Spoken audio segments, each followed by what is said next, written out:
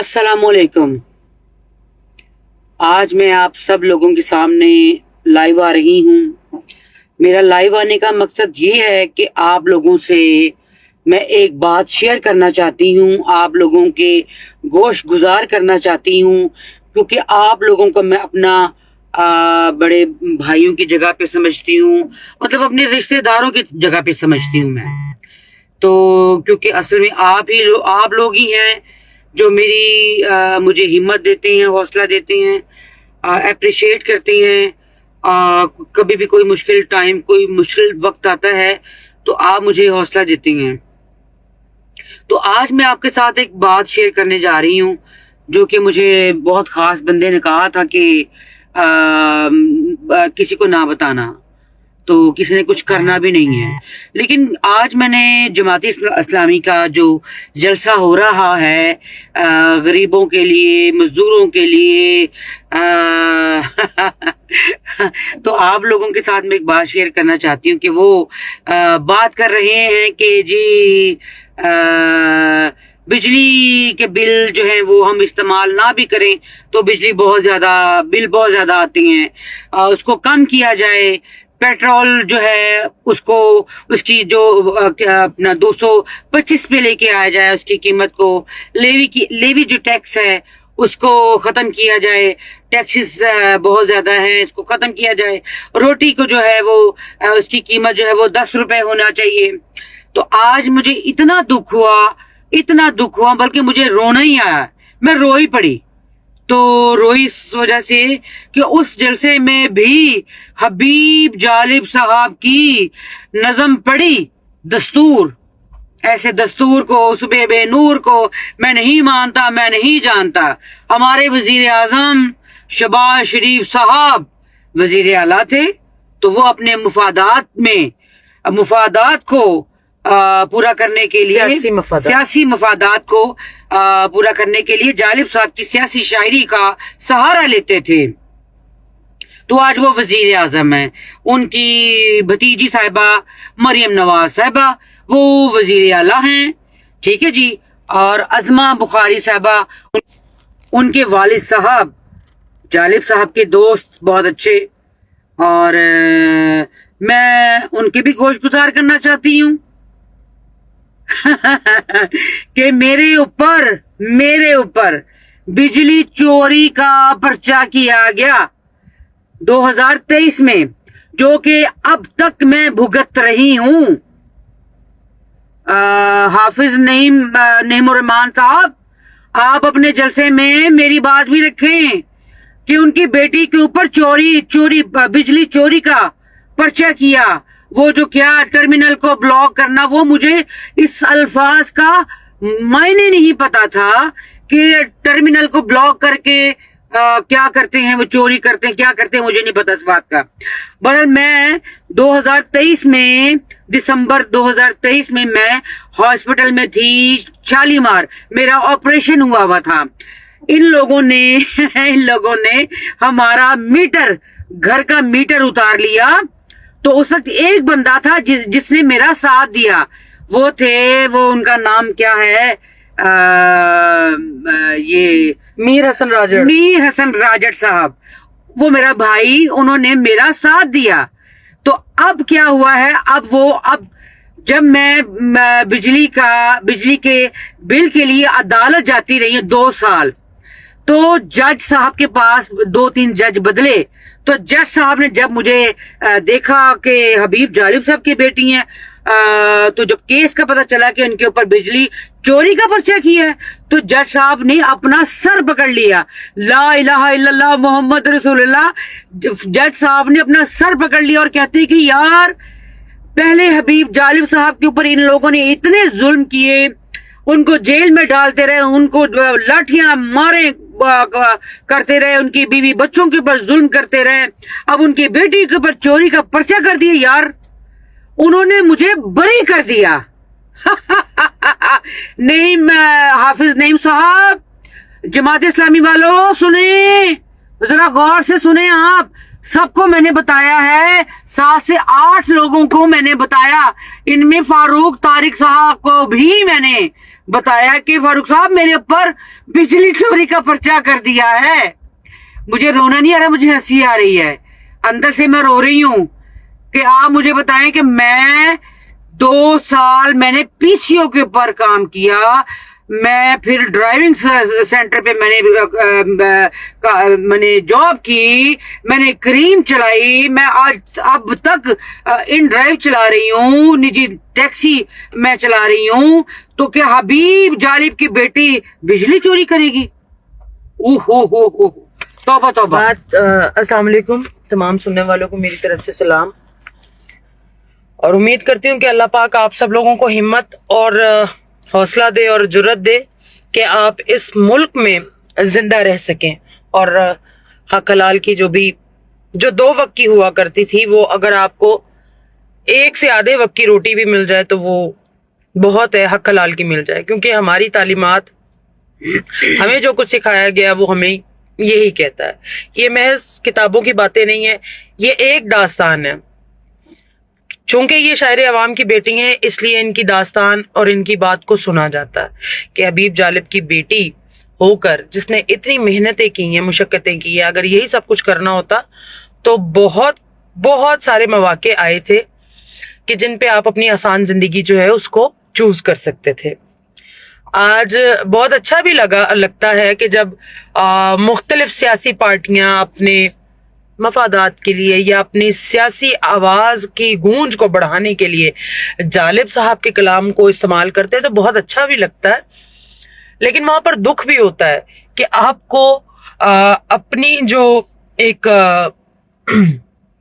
بات رکھنے کے لیے, اپنا احتجاج ریکارڈ کروانے کے لیے حبیب جالب یاد آ جاتے ہیں. تو کیا آپ نے کبھی ویسے مناسب سمجھا ہے کہ آپ کبھی احوال پوچھ لیں؟ ہمیں کسی سے کچھ چاہیے نہیں, الحمدللہ یہ ہمارے ہاتھ سلامت ہیں. لوگ اکثر کہتے ہیں کہ طاہرہ پاکستان پیپلز پارٹی کی وائس پریزیڈنٹ ہوگی, تو وائس پریزیڈنٹ ہونے کے بعد بھی وہ آج بھی اپنے جو ہے وہ خود کما رہی ہیں, خود کھا رہی ہیں.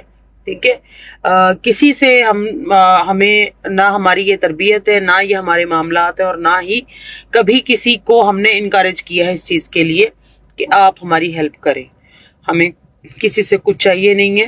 الحمدللہ تمام پاکستانی جس 98% عوام کا تعلق ہے اس چکی سے جس میں وہ روز پیستے ہیں, اسی 98% عوام میں سے ہم بھی ہیں. تو بات جو ہے وہ کہیں ڈریگ نہ ہو, تو اس لیے میں وہ تمام چیزیں جو ہیں وہ اچھی لگتی ہیں. سر بھی فخر سے بلند ہوتا ہے کہ ہمارے بڑے جو ہیں وہ ہمارے اتنی عزت کما گئے ہیں اور اتنا نام کما گئے ہیں کہ جس میں ہم کوشش کر کے اضافہ کریں نہ کہ کمی. تو لیکن پھر جب آپ کے وائٹ کالر کے اوپر اس طرح کے داغ اڑائے جائیں گے, میں وہی بندی تھی جس نے جا کے مصطفیٰ ٹاؤن کے اس وقت کے 2023 کے ایس ٹی او احمد فراز مشتبہ صاحب سے وہ پیپر جو ہیں وہ اپنے منہ پہ کھائے تھے, اور گھر تاریکی میں تھا. ان کا طاہرہ کی بریسٹ سرجری ہوئی تھی اور وہ ابھی صحیح طرح سے پوری نہیں ہوئی تھی. اکتوبر 2012 میں انہوں نے پہلے ہمارا میٹر اتار لیا, اس کے بعد میں نے جب ان کو آرڈرز دکھائے کہ آپ میٹر نہیں اتار سکتے, تو انہوں نے وہ میٹر اتار کر جو آرڈرز دیکھ کر انہوں نے میٹر لگا دیا. میں نے پھر ان کو یہ بھی کہا کہ یا تو آپ کا آرڈرز سے پہلے آپ کا میٹر یا تو اتارنا غلط تھا اور پھر اس کے بعد آپ کا میٹر لگانا غلط تھا. دونوں صورتوں میں آپ نے غلطی کی ہے, آپ ثابت کرتے. ٹھیک ہے جی. اچھا, اس کے بعد ہمارا میٹر بحال ہوا کوئی 25 سے 26 دن کے بعد. اب اس کے بعد جناب آپ جو ہیں آتے ہیں اور اس دوران وہ مجھ سے بدتمیزی کرتے ہیں. احمد فراز مشتبہ 12 اکتوبر سے 18 اکتوبر کے درمیان میرے ساتھ انہوں نے بدتمیزی کی. میں خاموشی سے واپس آ گئی. پھر انہوں نے یہاں پر بدتمیزی کرنے میں اتفاق نہیں کیا, انہوں نے اس کو گرج کو ہولڈ کیا اور آئے ہیں. موقع پر آ کے انہوں نے ہمیں نہیں بلایا جو ہم میٹر اونر ہیں. میٹر ہماری ذاتی ملکیت ہے, آپ کنیکشن کاٹ سکتے ہیں. اور اس چیز کے بارے میں تمام پاکستانیوں کو بھی جو لوگ سن رہے ہیں اور جو لوگ جو میری بہنیں خاص طور پر سن رہی ہیں, کیونکہ اکثریت جو ہے وہ خواتین کی گھر ہوتی ہیں, جو لوگ ہیں مرد حضرات گھر پر نہیں ہوتے, تو اکثریت جو خواتین گھر پہ, میٹر آپ کی ملکیت ہے, آپ کبھی بھی میٹر کسی بھی اہلکار کو, لیسکو کے کسی بھی اہلکار کو, یا آپ کے ملحقہ علاقے سے کا جو بھی دفتر ہے, میپکو ہے یا فیسکو ہے یا آئس کو ہے, کوئی بھی ہے ادارہ, آپ اس کو آپ اپنا میٹر نہیں کاٹنے دے سکتے. آپ ان سے یہ کہیں کہ آپ کنیکشن کاٹیں. بہرحال وہ ہمارا میٹر کاٹ کے لے گئے. پھر میں نے جب آرڈرز دکھائے تو وہ لگا کر گئے اور انہوں نے گرج ہولڈ کیا. موقع پہ انہوں نے ہمیں نہیں بلایا, تو انہوں نے کہا کہ جی میں نے موقع پر بجلی چوری ہوتی ہوئی پائی ہے, ٹرمینل بلاک کیے گئے ہیں اور میٹر کو ٹیمپر کیا گیا ہے اور بجلی چوری ہو رہی ہے, لہٰذا آپ کے اوپر اتنا بل جو ہے وہ 2 لاکھ کے پتہ نہیں 3 لاکھ انہوں نے بل بنا دیا تھا. ٹھیک ہے جی. اچھا, اب یہ کیس جو ہے وہ ہم نے ایک آپریشن ہوا ہوا بندی کا, جس کا اکتوبر میں جس کو آپریشن ہوتا ہے, اور بریسٹ سرجری آپ بھی سمجھ سکتے ہیں کہ وہ کتنی جو ہے نازک معاملہ ہوتا ہے. اسی طرح ان کی ایف آئی آر جو ہے اس کو ہم بیل کروانے کے لیے گئے ہیں, تو جج صاحب نے بیل دے دی. اس کے بعد جب ہمارا یہ کیس اینڈ پر آیا ہے تو ان میں ساری چیزیں ثابت ہوئی ہیں کہ نہ ہی موقع پر ہمیں بلایا گیا. سب سے بڑی غلط بات انہوں نے یہ کی کہ ہمیں دکھاتے کہ آپ نے یہ بجلی چوری کرنے کے مرتکب ہوئے ہیں. پھر جب انہوں نے ہمارا میٹر اپنے قبضے میں رکھا ہے تو انہوں نے اس کی کوئی فورینسک رپورٹ نہیں جمع کروائی. انہوں نے کسی قسم کی بھی کوئی رپورٹ جو ہے عدالت میں نہیں کی, جمع کروائی, نہ پیش کرایا, نہ ہمارا کوئی ریکارڈ دیا کہ ہم جو ہے وہ بجلی جو ہے وہ چوری کر رہے تھے, یا اس سے پہلے بھی ہمارا کوئی ایسا ریکارڈ ہے.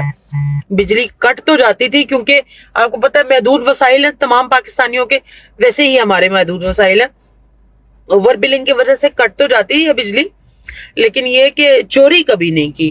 تو بہرحال وہ جج صاحب نے وہ تمام تر معاملات کو دیکھنے کے بعد طاہرہ حبیب جالب صاحبہ کو اس کیس سے بری کر دیا. لیکن شاید لیسکو والوں کا خیال ہے کہ ہم بری نہیں ہو سکتے, تو وہ ہم پر ابھی بھی جو ہے نا وہ اپنی تلواریں لٹکائے کھڑے ہیں.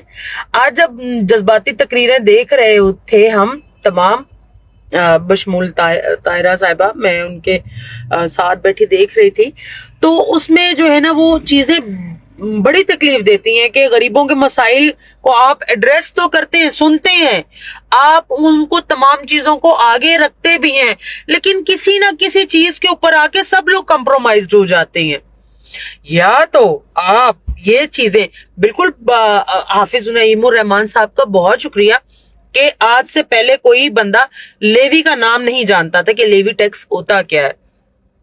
وہ آئل ریفائنری کا جو بھتا ہم دیتے ہیں وہ صحیح کہہ رہے ہیں, واقعی ہم بھتا دیتے ہیں, وہ کہاں سے ریفائن ہوتے ہیں, آئی پی پیز کو کھلی چھوٹ کس نے دی ہے, کون کون شامل ہے, اور یہ تمام چیزیں جہاں تک کہ ان کی باتیں بالکل درست ہیں, ان کی کسی بات سے اختلاف نہیں. لیکن سر میرا بھی آپ سے ایک سوال ہے بطور حبیب جالب صاحب کی پوتی ہونے کے, کیا آپ لوگ یہ ساری چیزیں جو ہیں وہ کسی ڈیل کے لیے, کسی کمپرومائز کے لیے تو نہیں کر رہے ہیں؟ کیا ہم جو عوام ہیں, جو ہم یہ سب کچھ سہتے آ رہے ہیں, جھیلتے آ رہے ہیں, میں وہ اس 98% عوام کے ساتھ خود کو کنسیڈر کر کے میں آپ سے سوال کر رہی ہوں سر, کیونکہ مختلف ادوار میں ان تمام پارٹیز کے ساتھ آپ بھی حصہ رہے ہیں,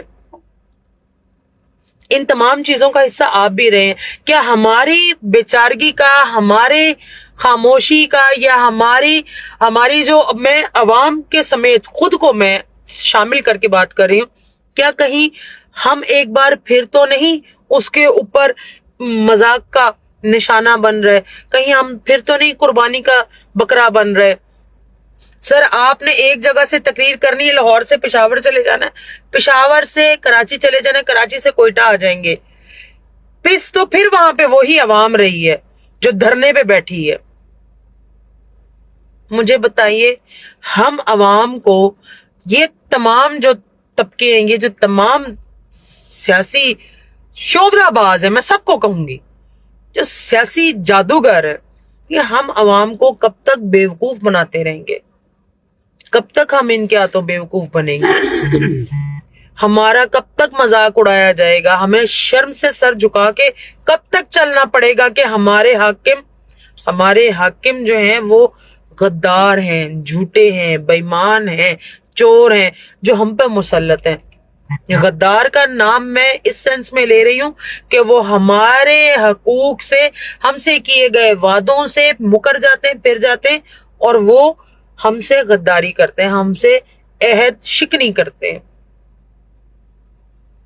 میرے یہ سوال ہیں، شاید مشکل ہوں گے، شاید کڑوے ہوں گے، تمام لوگوں کو شاید ان چیزوں میں جو حکمران ہیں شاید ان لوگوں کو یہ چیزیں بری بھی لگے، لیکن میرے یہ سوال ہے اور وقت کی ضرورت ہے۔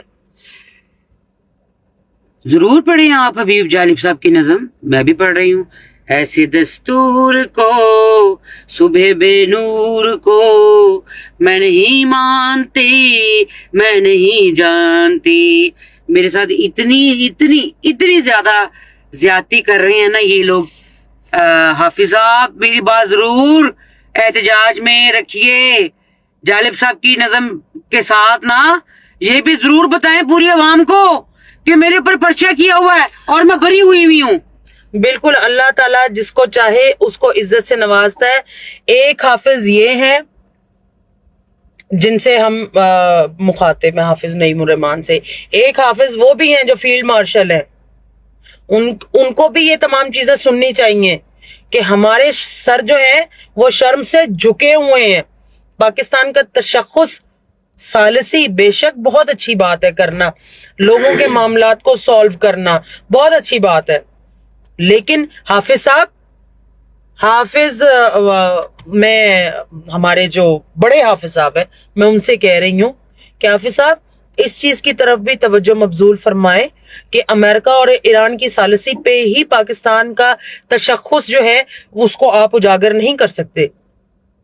گھر سے کام شروع کرنا پڑے گا، اور گھر سے آپ پاکستان کے اندرونی معاملات اور اندرونی چیزوں کے ساتھ بھی اس کے اوپر بھی بات کیجئے، اس کے اوپر بھی دیکھیے۔ آپ لاکھ کہتے رہیں کہ سیاست سے آپ کا کوئی تعلق نہیں ہے، لیکن اتنے بیوقوف تو خیر ہم بھی نہیں رہ گئے حافظ صاحب۔ بہرحال اللہ تعالیٰ آپ سب کا حامی و ناصر ہو، اور اس پاکستان کا اللہ ہی حافظ ہے بس، اور کیا کہہ سکتے ہیں ہم۔ اللہ پاک آپ سب کا حافظ ہے اور ہمارا بھی حافظ ہے۔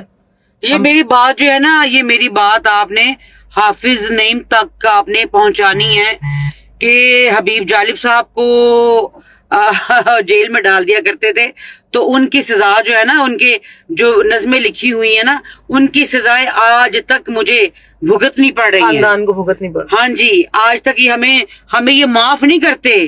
اگر کوئی اپلیکیشن میں ان کو دیتی ہوں کسی کام کے لیے تو وہ میری ریجیکٹ کر دیتے ہیں۔ یہ میں نے محنت کرنی ہے، میں نے کام کرنا ہے تو اس کے اوپر ریجیکٹ کر دیتے ہیں، صاف کہہ دیتے ہیں کہ ہم نہیں کر سکتے۔ جی بہرحال جی، اللہ تعالیٰ آپ سب کو اپنے حفظ و امان میں رکھے اور آپ سب پر اپنے رحمتیں فرمائے، اور ہماری فوج زندہ باد۔ ان سے ریکویسٹ کروں گی کہ یہ میرا جو ہے یہ آپ دیکھیں کہ یہ جو زیادتی ہو رہی ہے میرے ساتھ تو یہ نہیں ہونی چاہیے۔ بلکہ صرف ہمارے ساتھ ہی کیوں، پورے ملک میں جو زیادتیاں ہو رہی ہیں، پورے پاکستان کے ساتھ جو زیادتیاں ہو رہی ہیں اس کے اوپر بھی نظر ثانی فرمائے۔ ہم تمام جو ہیں وہ ایک ہی ہیں، ہم سب لوگ ایک ہی ہیں، ہم میں سے کوئی الگ نہیں ہے۔ میں آپ کے بہت شکر گزار ہوں، اور یہ سارے ثبوت جو ہیں وہ میرے پاس پڑے ہوئے ہیں۔ جو جج صاحب نے مجھے بری کیا، بجلی کا جو چوری کا پرچہ وہ بھی میرے پاس ہے، اور جب میں ہاسپٹل میں تھی وہ بھی سارے میرے پاس فائل پڑی ہوئی ہے، اور 2 دفعہ انہوں نے ہمارا میٹر کاٹا۔ پورا 1 مہینہ میں اندھیرے میں رہی ہوں، گھر میں رہی ہوں، اور اس وقت بھی 2-3 یوٹیوبرز آئے تھے اور میں نے یہ انٹرویو دیا، دکھایا، بتایا کہ یہ ہمارے ساتھ ہوا ہے۔ بہت شکریہ، اللہ پاک آپ کو سلامت رکھے۔ بالکل جی، سلامت رکھے۔ ویسے تو پاکستان پورا ہی اندھیروں میں ڈوبا ہوا ہے، امید کی کہیں سے کوئی نہ کوئی کرن جو ہے وہ انشاءاللہ ضرور آئے گی، اور ایک دن وہ سورج ضرور طلوع ہوگا جس کی روشنی تمام گھروں تک پہنچے گی. جیسا کہ جالب صاحب نے کہا تھا کہ وہ جس کی روشنی کچے گھروں تک بھی پہنچتی ہے، نہ وہ سورج نکلتا ہے نہ اپنے دن بدلتے ہیں. لیکن جالب صاحب، ہم امید پر قائم ہیں. جو آپ نے ہمیں درس دیا تھا کہ امید پہ دنیا قائم ہے، اور امید کبھی مت چھوڑیں اچھے وقت کی. انشاءاللہ ایک دن اچھا ضرور آئے گا. آپ سب کی ہمتوں کو ہم سب کو سننے کے لیے بہت شکریہ. اپنا بہت سب لوگ خیال رکھیے گا. اللہ حافظ.